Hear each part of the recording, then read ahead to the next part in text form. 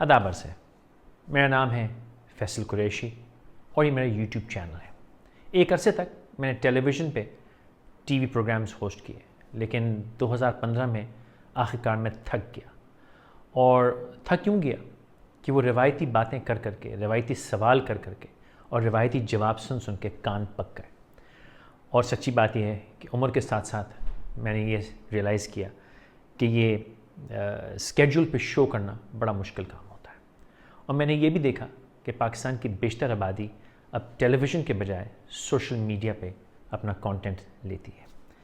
तो मैं भी उस ज़िंदगी को खैरबाद कह के अब आपकी खिदमत में सोशल मीडिया पर हाज़िर हूँ। उसकी वजह ये कि मुझे स्केड्यूल पे, टाइम टेबल पे कुछ नहीं करना होता। जब मेरा दिल करता है, जब मेरे जहन में कोई बात आती है सो मैं कह देता हूँ और अपने दिल की भड़ास निकल जाती है।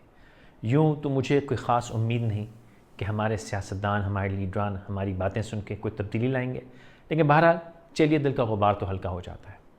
यहाँ पे आपको कुछ सियासी बातें मिलेंगी, कुछ समाजी बातें मिलेंगी और कभी कभार कुछ फजूलियात मिलेंगी। बहुत से लोग ये समझते हैं कि मैं सिर्फ फजूलियात ही बोलता हूँ। हो सकता है बहुत सौ के लिए अकल की बातें फ़जूल हों, लेकिन कुछ फ़जूल लोगों के लिए मेरी बातें हो सकता है अक्लमंदाना हो।